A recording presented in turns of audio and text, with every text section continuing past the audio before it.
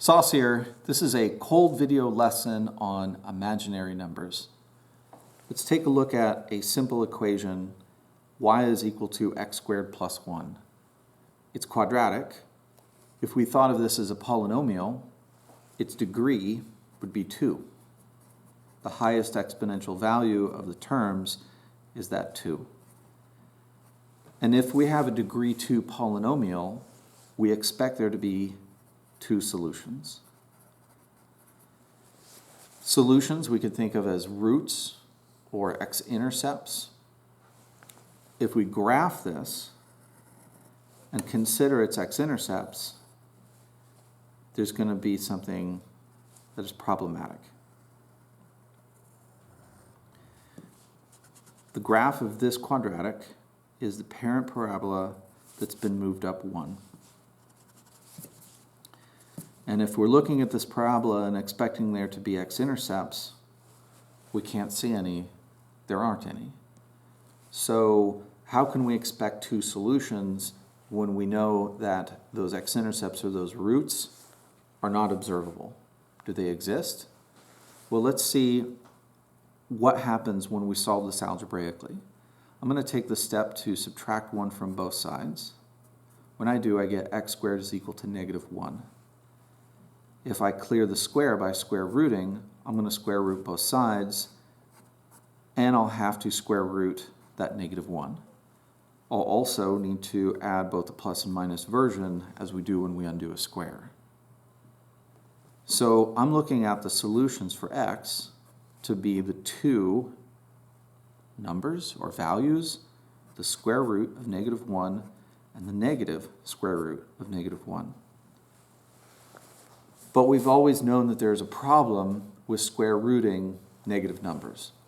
If we're thinking of the square root as a number times itself equal to that negative, we can't think of it, because anytime you square a negative number, it becomes positive.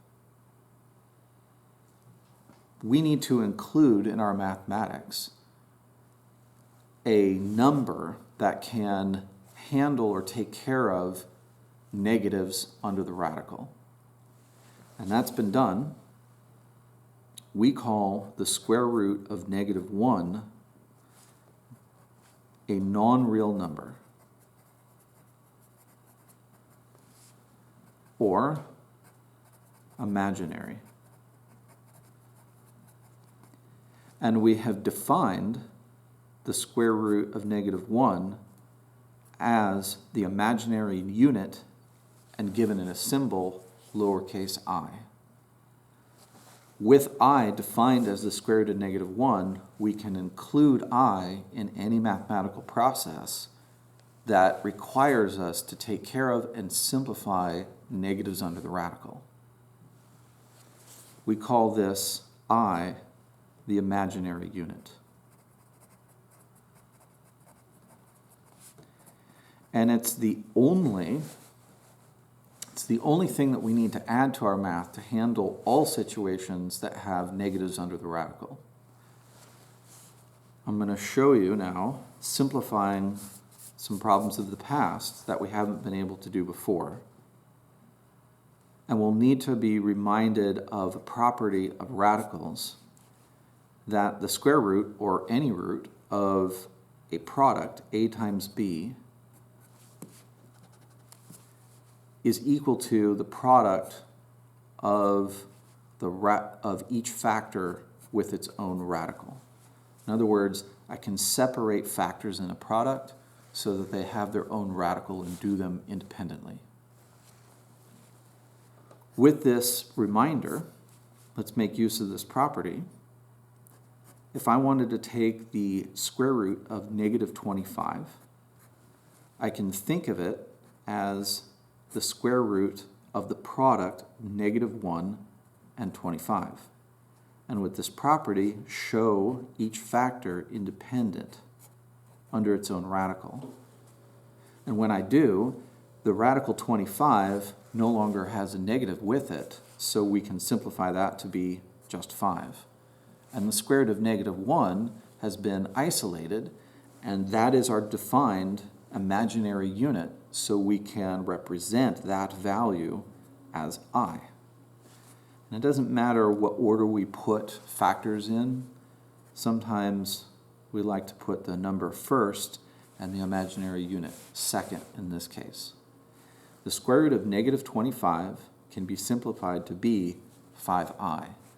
And because this number, it's not 5 times the variable I, it's 5 times this very specific value, the square root of negative 1. 5i is a single number. It's represented with the imaginary unit, so we call this an imaginary number because it includes an imaginary unit. Unfortunately, the word imaginary kind of makes us believe and think that this mathematics somehow doesn't exist. But imaginary, or the mathematics that includes imaginary numbers, is very useful and required in order to understand and engineer some things in our environment and technology. A computer chip that processes and creates sound, like music that we can hear off an electronic device, works with mathematics that includes imaginary numbers. That's a very sophisticated thing to study, so it's beyond the scope of this lesson. I'm going to do another couple of examples. If we wanted to take the square root of negative 40, we can break apart the negative 40 into factors of negative 1, 4, and 10. Each one would have its own radical. And now that I've separated it, each of these can further be simplified. The negative 1 turns into I, the square root of 4 is 2, and the square root of 10 can't be simplified further, so it will remain. And I can reorder this. A typical way of expressing the final answer would be the number, then the imaginary unit, and last is what may remain under a radical, because we don't want to confuse what this top bar covers. So we put it last so that we understand what is under the radical. One more. When we're familiar with this process, we can go quite quickly. If we see that we're taking the square root of a negative number, then we can immediately know that part of the answer is going to include the imaginary unit that takes care of the negative. The rest of it is the square root of 100, and that is 10, or 10i. Looking back on the solutions, now that we have a way of handling the square root of negative 1, or the square root of any negative numbers, I could have expressed the two solutions I got for x as I and negative I. Quadratic equation like this has two solutions. They are non-real. They are imaginary numbers. And an imaginary number, when they get more sophisticated in their use, we'll learn to call complex numbers. So we could say that this equation has solutions which are complex, or they're complex number solutions. More on that in the next lesson. To finish up, I want to show you what happens when you power I. I to the first power is quite simply the imaginary unit, the square root of negative 1. We don't often show the first power, but we're going to create a list of powering I. I squared is I times I. And if I is the square root of negative 1, then what we're squaring is a square root. So the square and the square root will undo each other, leaving what's underneath the radical, in this case, negative 1. I squared is negative 1. The imaginary unit squared becomes the real number, negative 1. Let's look at cubing I. I cubed is the same thing as I squared times one more I. And if we already know that I squared simplifies to negative 1, then I squared I is negative 1i, or just negative I. I to the fourth. Let's think of that as I squared times I squared.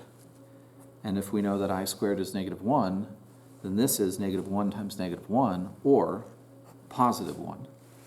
I to the fourth simplifies very nicely into just 1. One more in this pattern, I to the fifth. Think of that as I to the fourth times I. Now, any group of the fourth power of I is going to turn into 1, and we don't have to recognize or show multiplication by 1. So I to the fourth turns into 1 and is ignored and leaves just I, which means that we're back to the top of this pattern. Powers of I follow this reliable pattern and simplify quite nicely.